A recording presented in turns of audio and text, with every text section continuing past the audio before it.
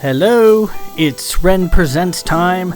I'm your host, Ren, and today we continue with the hazards of the old ones.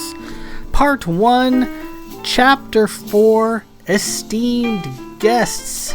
So last week, the Duke of Olin, trying desperately to turn the captured Black Hat in his dungeon, summoned a death-dealing demon into his presence to administer the Black Cat, for he had been told by his not-so-loyal servant, Lord Milton, that the demon, who was summoned by touching a magical coin, would gladly help him in turning the Black Hat from evil and making her into a much more agreeable person. Of course, Lord Milton had heard no such thing, and had heard that the demon attached to this mystical coin was a ravenous, flesh-starved beast that will gladly rip his soul in twain.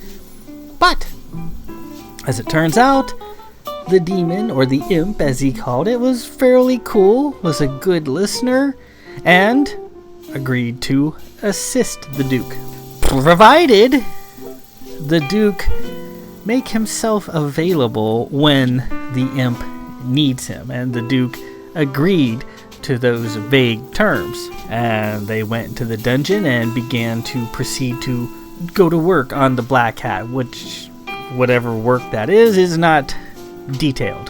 This week we continue with Chapter 4, Esteemed Guests, and we return back to the chilly environments of Castle Blanchfort, where our favorite Countess Sygillis is anxiously awaiting a procession of the Sisterhood of Light, and she's all alone at the castle. Her staff is there, her sister-in-law is there, but as far as being the ranking member of the household, it's her. Her husband, Captain Davage, is away to the south on fleet business, so it's just basically her by herself having to deal with the sisters. And of course, the sisters are a powerful sect in the League. They are de facto leaders of the League. They are in charge of the League. What they want goes. It's not really spoken, but it's unspoken. Just like those weird rules in baseball. Whatever the sisters want to do, they get to do it. Pretty much no questions asked.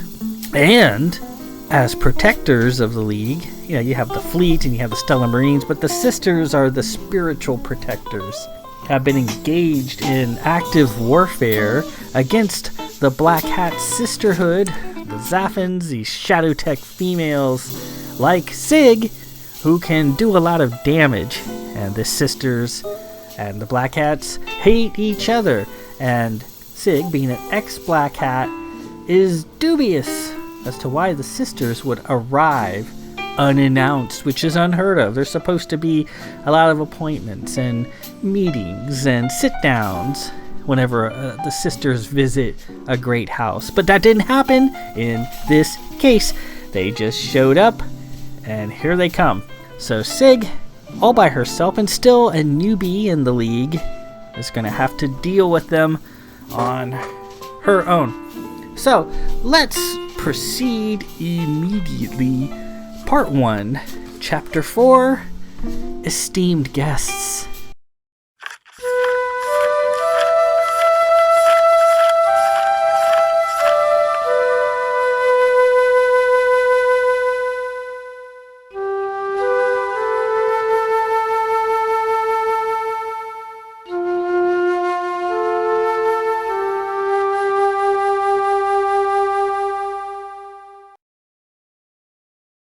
The doors to the central hall opened, and out came the Countess of Blanchfort, resplendent and rather tiny in her golden gown. She looked around. Standing in orderly rank in the cool half-lit hall were the Marines she'd seen earlier from the balcony. No sisters in sight. The Countess felt somewhat relieved. They came to attention. "Sygillis, Countess of Blanchford, well met," the squadron officer said. "Lieutenant Getson, ma'am, 25th Marines at your service. We are humbled to be in your presence." Sygillis smiled. "Thank you, Lieutenant. You and your squadron are most welcome here. I have ordered a table set and a meal prepared.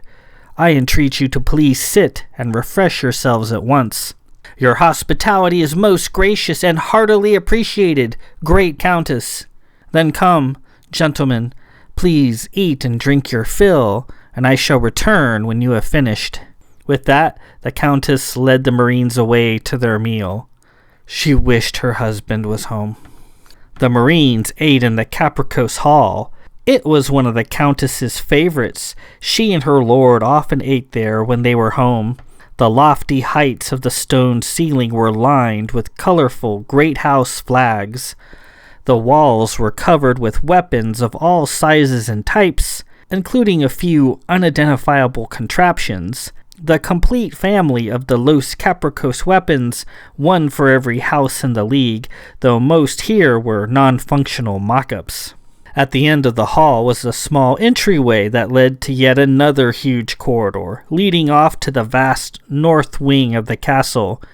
It was there that she and Dav and their friends had engaged and defeated the fanatics of Knowles some time back. Dav had always said since the battle that he'd seen their ghosts gliding around in the corridor, still wondering how they'd been beaten. Dav and his sight. The staff was bustling about, filling cups and refilling plates. The Marines certainly had healthy appetites. When Sygillis came in, they all stood and raised their cups to her. "Great Countess," the lieutenant said, "we thank you again for this wonderful meal." "I am glad you have enjoyed it." Sygillis sat and made small talk with them for a bit, the Marines being a model of courtesy and manners. She often caught them taking a second glance at her shadow mark, her black hat's mark, making a rather P shape around her right eye. Curiosity was not to be unexpected, and she didn't mind.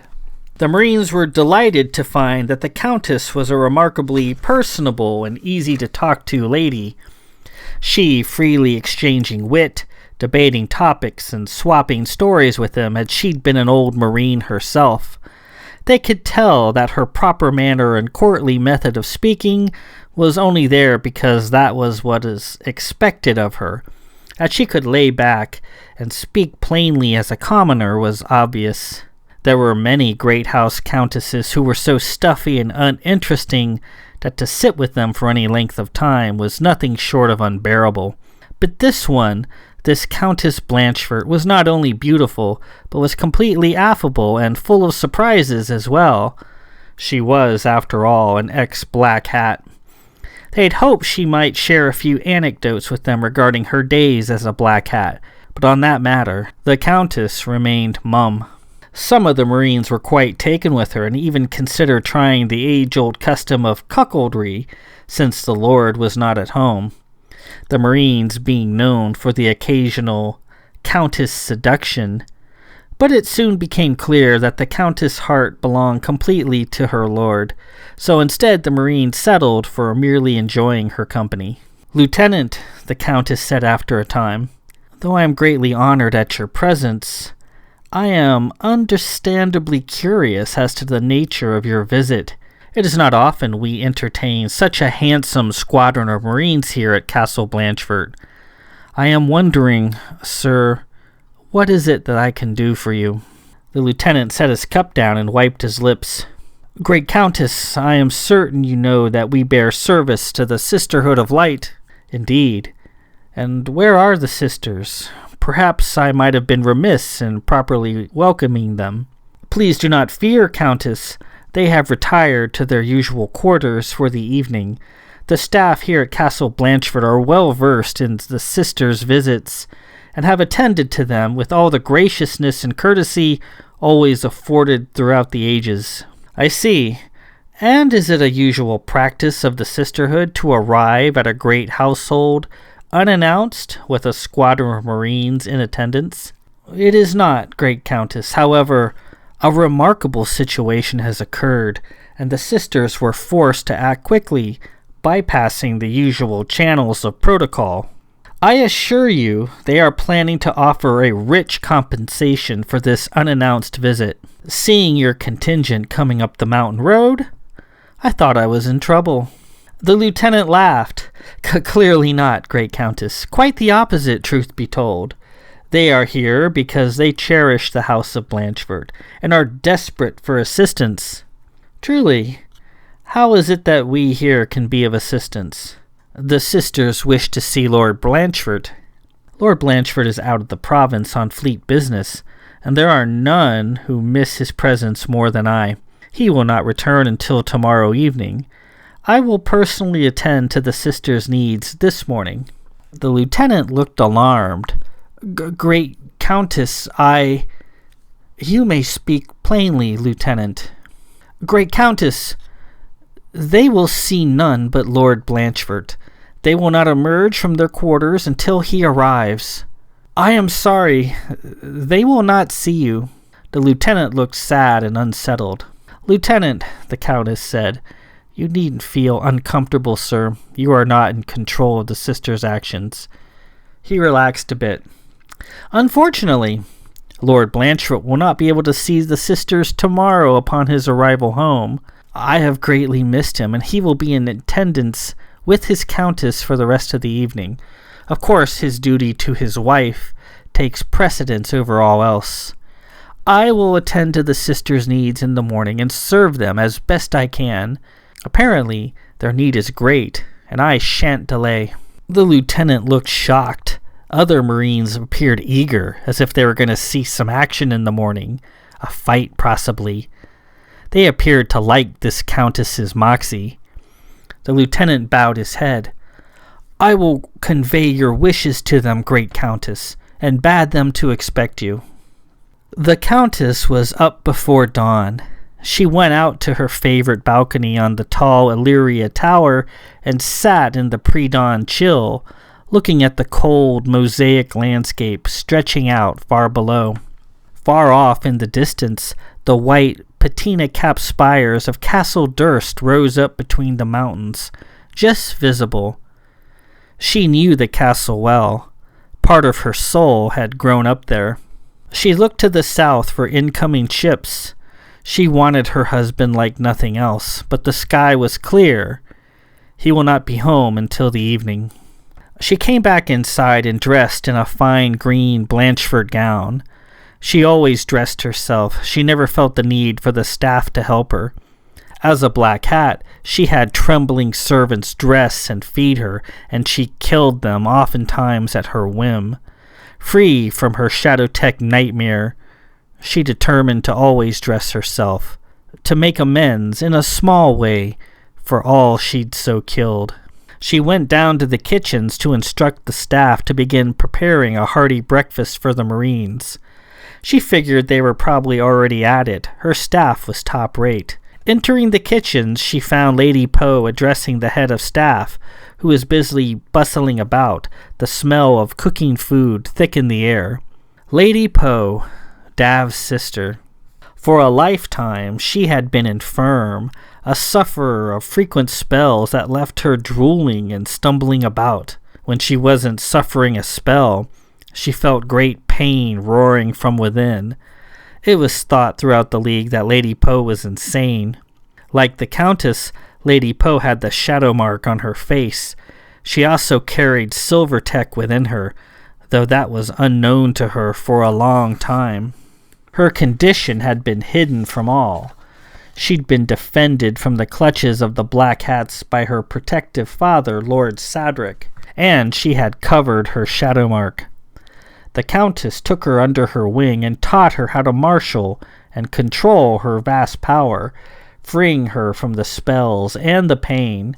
She and the Countess became close friends, almost like sisters, and they were once inseparable when Dav was away.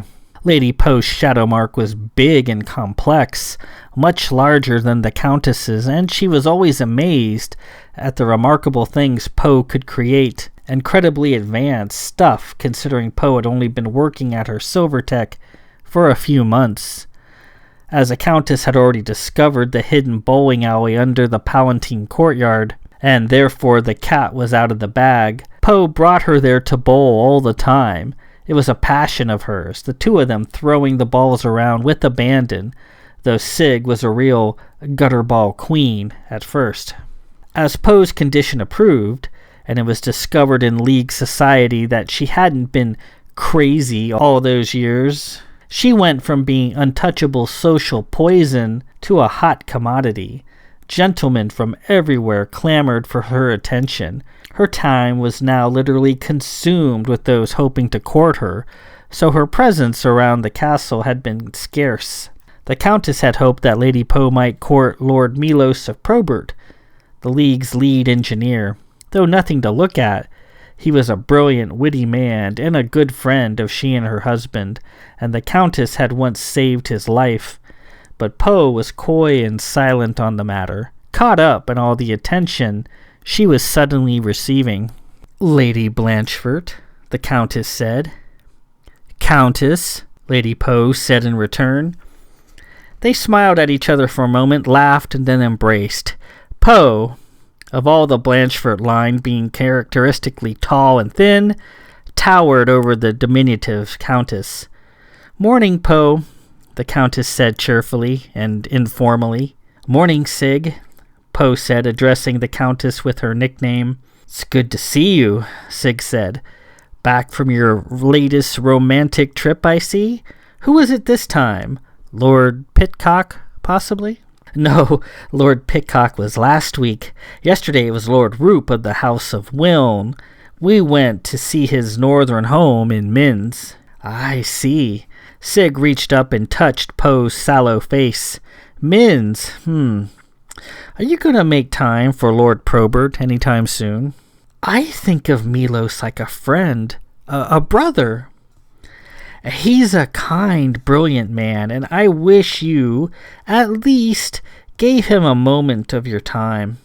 He loves you so, and for a lot longer than these new hangers-on. You and Dav are so keen on seeing me and Milos court. If you like him so much, why don't you marry him?" "Oh, I think I might just do that. Goodbye, Dav. Hello, Milos." "And Sig, if he really wishes to court me, all he need do is ask." "He hasn't asked?" "No, he's always a bundle of nerves." Sig laughed. "I'll have a talk with him when next I see him. I'm glad you're back. I understand we have exalted company here today," she said. "Yes, the sisters. They often visit the castle. They're wanting to see Dav. I am going to go and see them today. Dav's going to be busy with me when he gets home." Poe looked shocked. "Is he?" "Oh, yes." "What is it, Poe?" Sig asked, seeing the odd look on her face. "Everybody seems put off that I'm going to go see the sisters. I am the Countess, after all. Attending to the various needs of our guests is part of what I'm expected to do, isn't it?"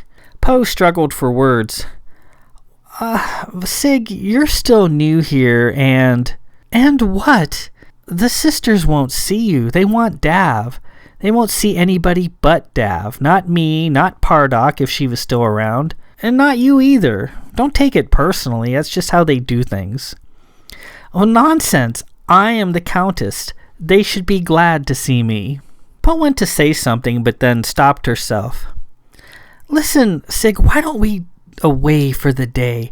Let's go to the village and see the shops and perhaps take some lunch. It's been some time since I've been down there. Or why don't we visit the Palatine courtyard for some, "You mean bowling, Poe? Why won't you just come out and say it? I don't see what the big deal about hiding it is." "Perhaps later. I'm curious. Are you trying to fill up my time or possibly make me forget about the sisters' visit?" They walked outside into the glorious morning, the lengthy green passes of the Telmus Grove steaming with morning haze. "No, Sig, well, you have to understand, the sisters operate a little differently than most." "Yes, I've noticed. They pretty much come and go as they please, do they not? The width and breadth of the league throwing itself in front of their cart to grease the wheels. They're the sisters. They have the whole league at their feet. And I'm the Countess of Blanchford. I've this whole castle at mine. Where are they? I'm going to see them regardless. I need to know what they want. I am determined to know." "I think I can guess what they want, and you aren't going to like it one little bit. It's better if you don't." "What do you mean?" As they walked through the vine-covered stone, a large silver seal bounded from around a tree-lined corner. The seal regarded them for a moment with bright, blinking eyes and twitching whiskers. Then it bowed. "Good morning, Mother," the seal said in a clear voice. "Good morning, Carahill," Poe said, embracing his head and neck and kissing him on the dome. Poe loved to create little Silvertech animals. Her skill at creating Silvertech creatures now far outstripped Sig, who had never made much of a study on creating Silvertech beasts. She created a flock of little birds, including a canary familiar named Tweeter that she used to keep herself from getting lost in the huge marketplaces to the south. Poe's sense of direction being notoriously bad, even in her own castle. She created fish, deer, horses, dogs, cats, and various beasts of myth. To them, she had given a body and a heart and a soul, and she set them loose in the grove, where they wandered about in silver herds. Her crowning achievement, by far, was a little seal named Carahill. In the dirty wastes of Metatron, her brother Davage had met a wonderful, gigantic seal named Carahill, who could talk and fly.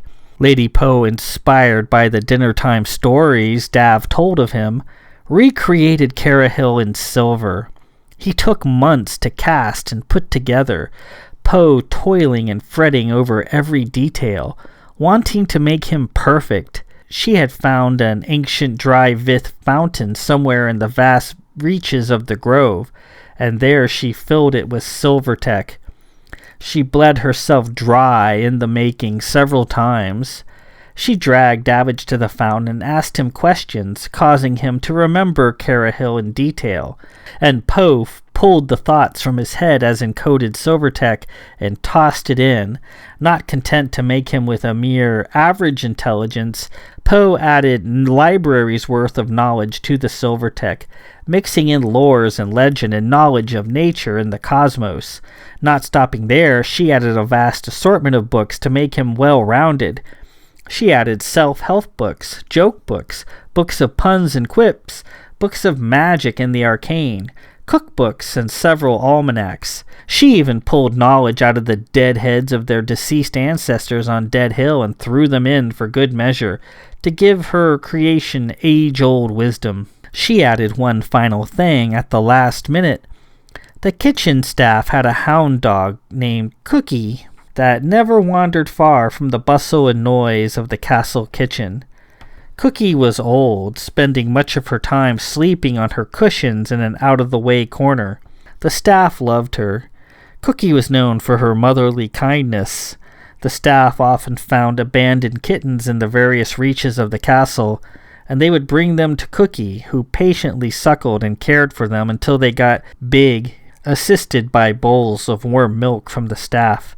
Poe had even heard that Cookie did a similar service for a pair of baby ducks once. One morning, Poe went into the kitchen to get a pot of coffee and take it with her into the grove. She was nearly finished with her newest Silvertech creation, her masterpiece. She'd been laboring for months, and he was nearly ready. The staff was sad.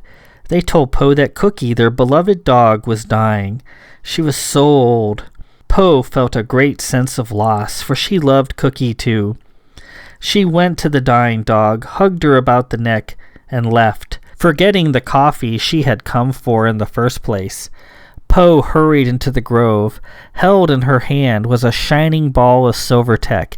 In it was Cookie's nature, her kind goodness and patience. The silver tech was weak and fragile, and Poe had to make haste lest it be lost.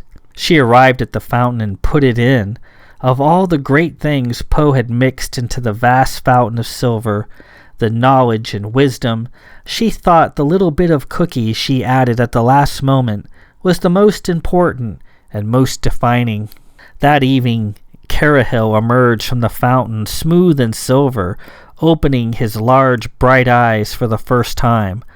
Like all Poe's Silvertech creations, he bore her Blanchford coat of arms stamped under his right flipper. Davage himself remarked at how close Poe had been able to capture the essence, the spirit, the goodness of the original, the biggest difference being this Silvertech Carahill is perhaps a fourth of the original's gigantic size, though he could modulate his size on a whim. Like the original, he was kind and brave and wise, but there were a few differences as well. He had a mischievous streak to him, a love of pranks and jokes, never cruel or mean-spirited, but ever present and inventive. One had to be careful when walking in the areas of the grove that he frequented. The possibility of becoming a victim to a sudden prank or joke was a constant consideration. Poe loved him like her own child, and he became her confidant, friend, advisor, and protector. She created several silver medallions embossed on one side with Lady Poe's coat of arms, and on the other with Carahill's happy, bright-eyed, whiskery face. If his image was touched, he generally appeared from nowhere, always available should he be needed. Poe had given a medallion to Dav and Sig and to several of her friends, she being so proud of him. Sig wore hers for a time until she lost it in the village when an alley cat jumped out and startled her, losing the medallion in the process. Davage had his in one of his fleet coat pockets that he transferred from coat to coat. "Morning, Carahill," Sig said dryly. "My Countess," he said, whiskers twitching. "You are as radiant as ever." "Yes," she said. "A pie in the face does wonders for the complexion, doesn't it?" Poe laughed. "Oh, Sig, that wasn't Carahill who hit you with that pie. Honest." "Really?" she said. "Then who did it?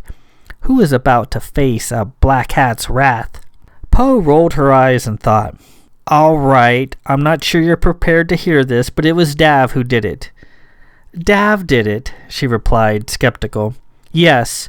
Are you going to blow him away with your black hat anger?" Poe asked. "I just might.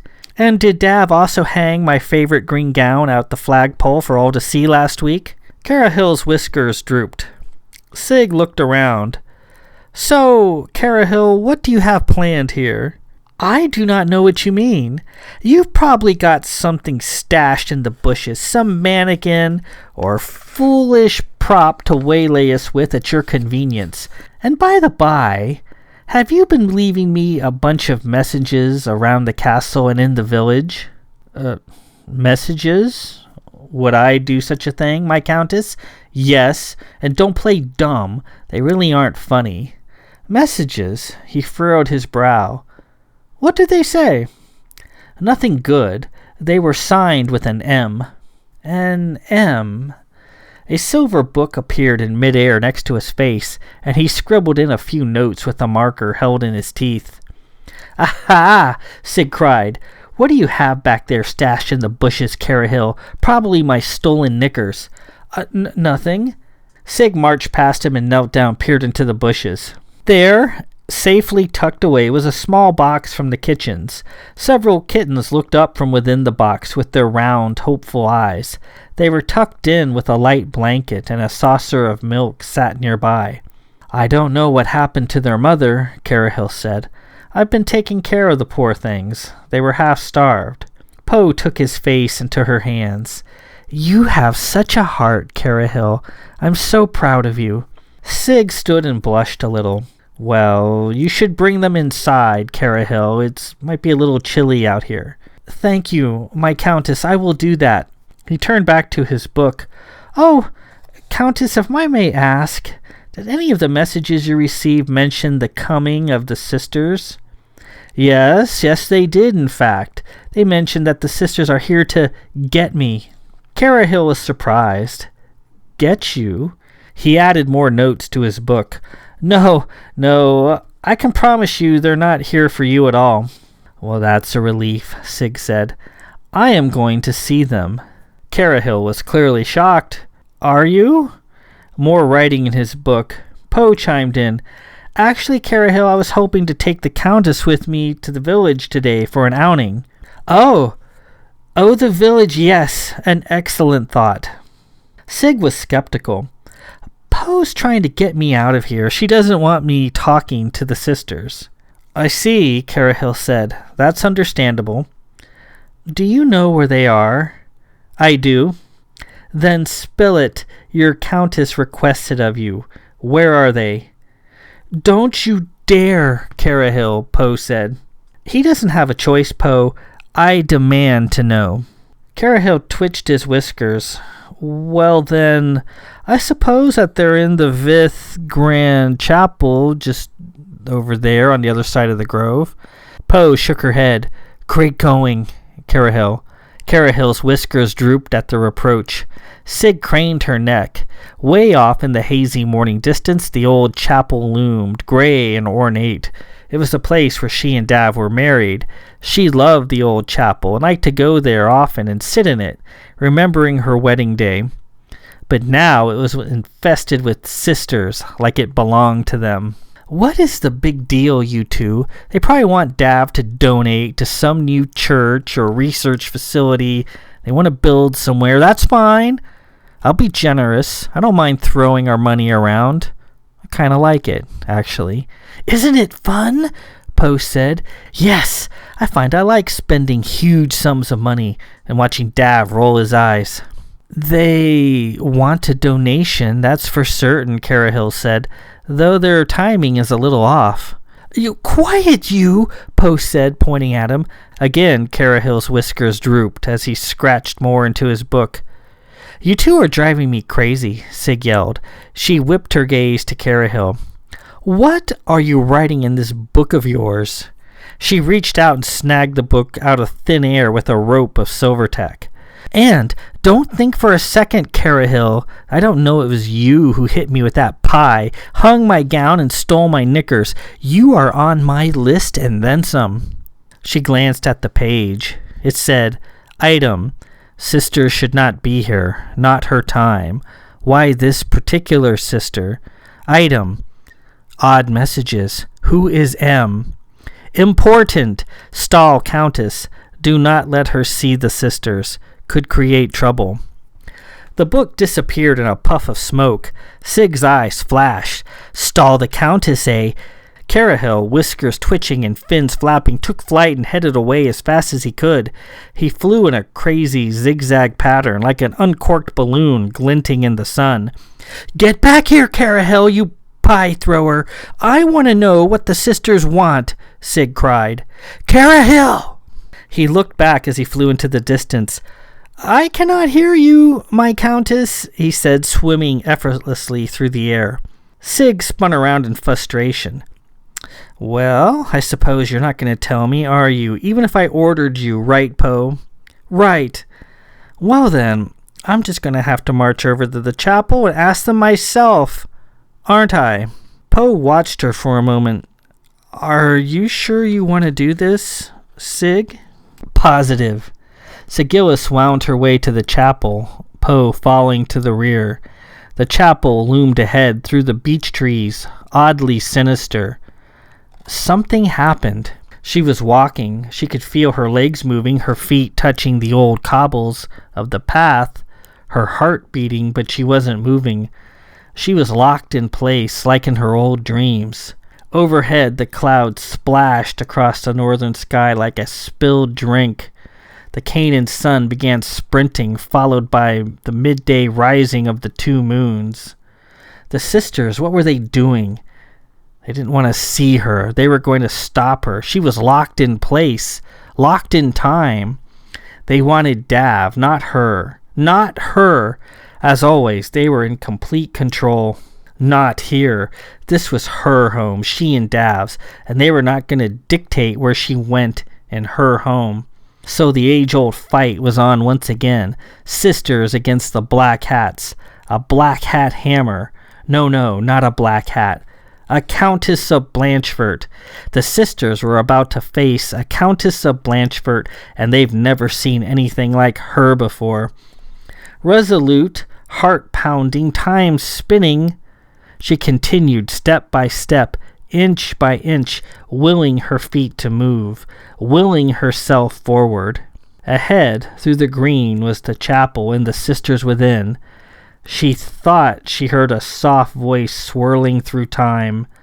Beware the sisters. And with that, we conclude Part 1, Chapter 4, Esteemed Guests. So we get a glimpse into the daily life of Sygillis of Blanchford when her husband's not around. The contingent of sisters arrived, and she greeted the Marines that came with them and fed them and gave them a table as courtesy demands. She quickly finds out the sisters weren't there for her. They're there for her husband, Captain Davage, which is a bit of a relief since they're not there to kill her or incarcerate her. But what do they want with her husband? And Sig isn't one to be trifled with. When she gets something in her head, there's no stopping her. So they tell her the sisters won't see you, they will only see Davage. Well, that just ensures she's going to go in there, wherever they are on the grounds, and see them. It's just a bit of a vestige of the old rivalry she had with the sisters. And then she meets Captain Davage's sister, Lady Poe, and we meet Carahill in detail for the first time, and I go over the steps Lady Poe took to create Carahill in a fountain with gobs of Silvertech, with bits of knowledge from all over the place that Poe could toss in, and with the heart of a kindly old dog that she liked and was dying. And Poe took its essence and stuck it into Carahill and essentially gave him the dog's heart. And we see Carahill has a good heart, that he's a prankster, but he's a kind-hearted one. And Sig wanted to be mad at him, but then she finds his little box of kittens and is moved a little bit. Sig loves Carahill. She's just annoyed at being the frequent target of his various pranks. Carahill starts writing his book, and Sig manages to get it away from him for a few seconds and sees some notations he's put in about strange messages, and the Sig should not go and see the sisters, and he should stall the Countess, and that incensed her, so she went off to go see the sisters regardless what anyone says, and she falls into some sort of time loop. The sisters are extremely powerful, and if they don't want you coming near them, there's all kinds of things they can do to prevent you. So they've got Sig into some sort of time vortex. Hard to say. So next week, we will not find out how the situation with sisters and Sig resolves itself. Next week, Chapter 5, we do a deep dive into our good friend Lord Milton, the Duke of Olhin's unsavory vassal, the one who likes to live in a giant-sized manor and appear to be an old man when that's not the thing in the League. We will see next week what Lord Milton is all about. Should be a fun one. Whenever Lord Milton's around, things kind of take a comedic turn a little bit, and I think it's a kind of a funny chapter, and hope you find it funny as well. Until then, this is Ren Presents. I'm your host, Ren. Peace out.